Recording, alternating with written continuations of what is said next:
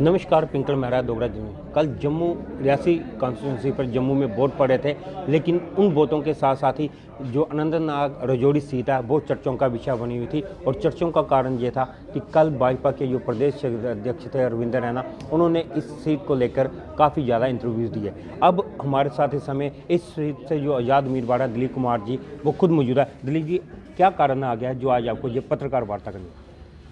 कारण ये आ गया कि जो हमारे साथ अभी तक ह्यूमिलेशन हुई है, जो एडमिनिस्ट्रेशन ने हमारे साथ ह्यूमिलेशन की है, तो मैं मजबूर होकर ये पत्रकार वार्ता अरेंज करने के लिए मजबूर हुआ। आज जिस दिन मैंने नॉमिनेशन भरा 12 तारीख को, मुझे 48 घंटे के लिए एक कमरे में बंद किया गया। उस कमरे में इतने खटमल थे कि मैं सो नहीं पाया, मैं वॉशरूम नहीं जा पाया। ठीक है, ये हमारे साथ सोचला व्यवहार हो रहा था। हमारी गाड़ियों को तेल नहीं डाला जा रहा था, हमें एक सिक्योरिटी प्रोवाइड नहीं की जा रही। सिक्योरिटी प्रोवाइड की गई, भाई आप एक कमरे में बंद रहो। ठीक है।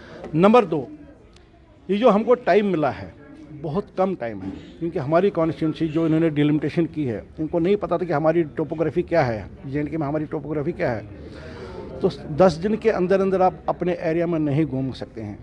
As on date Mughal road बंद है, तो मुगल रोड एक कनेक्टिविटी थी, लेकिन वो कनेक्टिविटी बंद है।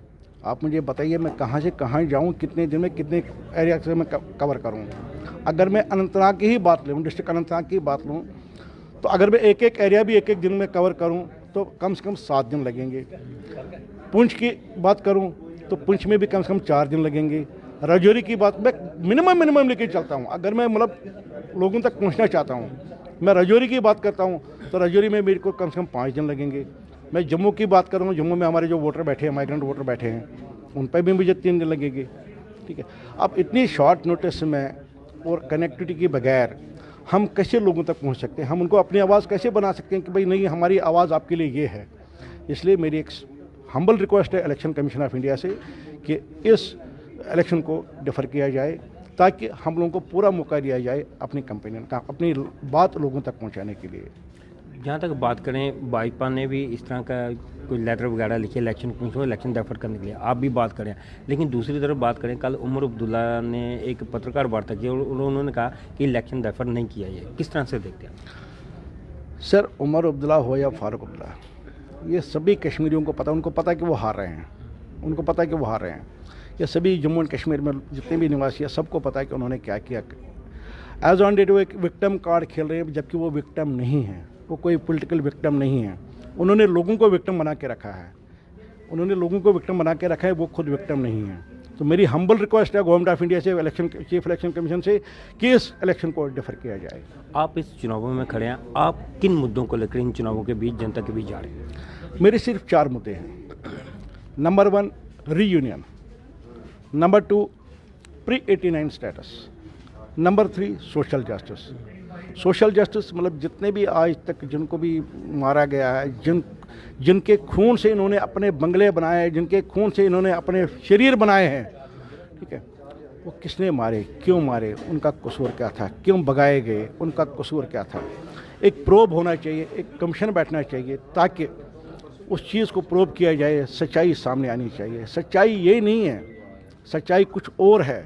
आप मुझे बताइए, जब 86 में जब हिंदू मुस्लिम कम्युनल राइट्स हुए थे कश्मीर में, that was the first communal riots in Jammu and Kashmir, किसने किए थे? वो मुफ्ती मोहम्मद सईद ने किए थे।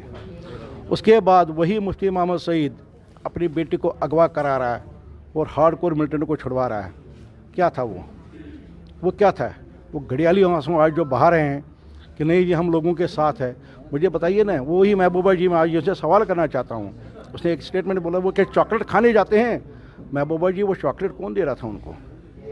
वो चॉकलेट उनको वहाँ कौन भेज रहा था? पेमेंट तो आप ही कर रही थी ना बैकग्राउंड में, उनको वहाँ पत्थरबाजी करने के लिए, और उन्हीं और एजेंसी से आप उनको मरवा रहे थे।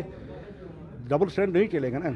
कम से कम खुदा के लिए खुदा से डरो, खुदा से डरो। महबूबा जी, आपने आपने जो फॉर्म भरा है, जो पिछला फॉर्म भरा हो, जो आज का फॉर्म भरा है, आप मुझे बताओ, जो अपने बच्चों का नहीं हो सकता वो आवाम का कैसे हो सकता है? पिछले फॉर्म में उसने लिखा है मेरी 2 बच्चियां हैं, और as on date social media पे भी 2 बच्चियां उसकी ओपनली आ रही है। जो उनका लेटेस्ट नॉमिनेशन फॉर्म है, उसमें बच्चों का नाम कहीं नहीं है।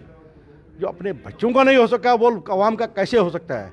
मैं कश्मीरी आवाम से, मैं जम्मू कश्मीर की आवाम से आज इल्तिजा करता हूँ, इन लोगों से बाज आओ, बाज आओ, बाज आओ। बहुत खून बहाया हमने, अब आगे हम खून नहीं बहाना चाहते हैं। आप कितनी देर इलेक्शन को डेफर करने की मांग करेंगे? कम से कम 15 दिन, कम से कम 15 दिन, ताकि हमारी जो कॉन्स्टिट्यूंसी इतनी बड़ी है कि 20 दिन तो हमको कम से कम चाहिए, अगर हम मिनिमम टाइम भी देंगे, क्योंकि हमारी टोपोग्राफी ऐसी है, पूरा हिली एरिया है, एक एक गांव में पहुंचने के लिए 4-4 घंटे लगते हैं, तो हम कैसे पहुंचेंगे सर? ये डेमोक्रेटिक प्रोसेस, एक इलेक्शन प्रोसेस है। अगर आपको डेमोक्रेटिकली किसी को इलेक्शन लड़वाना है तो you should follow the democratic process, that is कि भाई उस कैंडिडेट को टाइम दे दो। तो ये थे दिलीप कुमार जी, जिनका साफ तौर पे ये थे दिलीप कुमार जिनका साफ तौर पे ये कहना था कि अनंतनाग राजौरी सीट पे जो इलेक्शन कमीशन है वो इनकी मांग पर गौर करे और इस इलेक्शन को 15 से 20 दिन डेफर किया जाए। और जिस तरह के इन्होंने बादशाह या जिस तरह के भी इन्होंने आरोप लगाया, हालांकि हम उनकी पुष्टि नहीं करते, लेकिन बहरहाल इनका यही कहना है कि अनंतनाग राजौरी सीट से जो उम्मीदवार है और इनको कैंपेन करने में परेशानी आ रही है और इलेक्शन कमीशन ऑफ इंडिया को 15 से 20 दिन इस इलेक्शन को डेफर किया जाए। यही थी अभी तक की बड़ी जानकारी जो हमने आपके साथ साझा की। इस तरह की और अपडेट के लिए जो देखते रहिए डोगरा जर्नलिस्ट में।